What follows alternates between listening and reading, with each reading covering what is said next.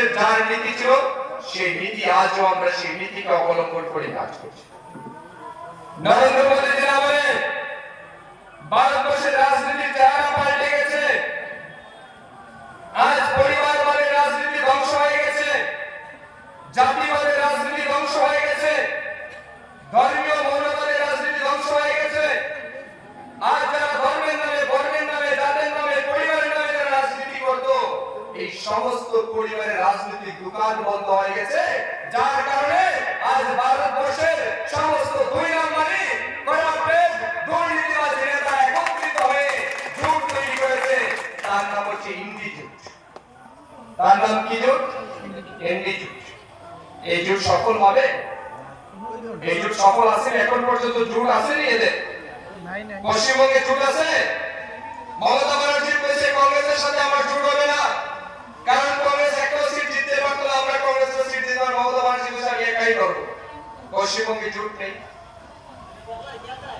অখিলেশ যাদব বলে দিয়েছে কংগ্রেসের সাথে জোট হবে না, আমরা আলাদা লড়াই করবো। সেখানে সিট নিয়ে আজও বার্গেনিং চলছে, সিট শেয়ারিং কমপ্লিট হচ্ছে না। সিট শেয়ারিং এর আগে অখিলেশ যাদব ক্যান্ডিডেট ডিক্লেয়ার করে দিচ্ছে। আজ তামিলনাড়ুতে তাদের মিলছে না, মধ্যপ্রদেশে মিলছে না, গুজরাটে মিলছে না। বেশিরভাগ রাজ্যে আঞ্চলিক পার্টিগুলি আজ কংগ্রেস দলকে শেয়ার দিতে চায় না সিট। তারা বলে কংগ্রেস দল 40টা সিটও জিততে পারবে না ভারতবর্ষে, তাদেরকে দিয়ে কি লাভ? তাহলে যে ভদ্রলোক মেইন জামাই নিব, এই জামাইরে কেউ মানে না। যে রাহুল গান্ধী প্রধানমন্ত্রী হওয়ার স্বপ্ন দেখে জোট বানাতে চাইছেন, সেই রাহুল গান্ধীকে কেউ মানে না। কোন রাজনৈতিক দল মানতে চায় না রাহুল গান্ধীর নেতৃত্বে। তাই তারা বলছেন আমরা আমাদের নিজ নিজ রাজ্যে আমরা নিজেদের মতো করে লড়াই করব। কংগ্রেসের জোটে কেউ সামিল হচ্ছে না। নীতিশ কুমার যাদব যিনি জোটের মূল কনভেনার ছিলেন, সেই নীতিশ কুমার যাদব বুঝে গেছেন কয়েকটা মিটিং এ গিয়ে যে নরেন্দ্র মোদীর সাথে বসে যে উন্নয়নের ছোঁয়া তিনি পেয়েছেন, যে সংস্কার তিনি পেয়েছেন, যে ভালোবাসা রাজনৈতিক দল থেকে পেয়েছেন, এটা ভারতবর্ষের বিজেপি দল ছাড়া কোন রাজনৈতিক দল থেকে এমন ভালোবাসা পাওয়া যায় না, এমন সংস্কারও পাওয়া যায় না। একটা 70 বছরের লোককে রাহুল গান্ধীর সামনে দাঁড়িয়ে থাকতে হয়, বয়ে সম্মান বাঁচানোর জন্য পুনরায় ফিরে এসেছেন। এসে বিজেপির হাত ধরে বলছেন যে বিজেপি দলই হচ্ছে সবচেয়ে বড় দল, যার সাথে থেকে সম্মান পাওয়া যায়। যে দলের সাথে থাকলে জোটে সম্মান পাওয়া যায়। আমাদের ত্রিপুরা রাজ্যে আইপিএফটির সাথে আমরা জোট করেছি। এইবার 2023 বিধানসভা নির্বাচনে মাত্র একজন এমএলএ জিতেছে জুলাইবাড়ি থেকে, তার নাম শুক্লাচরণ নোয়াকিয়া। বিজেপি দল একজন এমএলএ কি মন্ত্রী বানিয়েছে। এটাই হচ্ছে আমাদের ছোট দলের প্রতি, আঞ্চলিক দলের প্রতি ভারতীয় জনতা পার্টির সম্মান দেওয়া। তাই আজ জোট কাজে লাগছে না। এক একটা রাজ্যের এক একটা নেতা কয়েক লাখ কোটি টাকার দুর্নীতির সাথে যুক্ত। তারা বলছে আজ নরেন্দ্র মোদীকে সরাবে। কারা বলছে?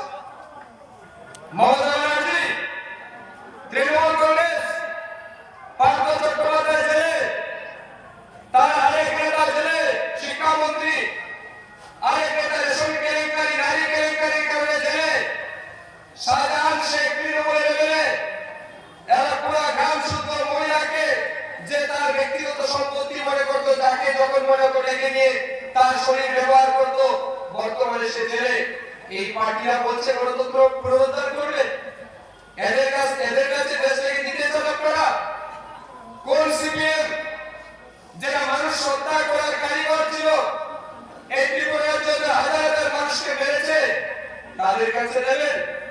আজ দেশের মানুষ জানে যে কংগ্রেস, সিপিএম, তৃণমূল, অন্য রাজনৈতিক দল এরা দেশের জন্য কেউ ফিট না।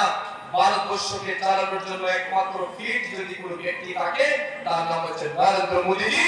আজ নরেন্দ্র মোদীজির কারণে ভারতবর্ষের ভারতীয় জনতা পার্টি এই জায়গাতে। পর থেকে আমি কংগ্রেস করেছি, আমি ছাত্র সংগঠনের সঙ্গে জড়িত ছিলাম একদম ছোটবেলা থেকে।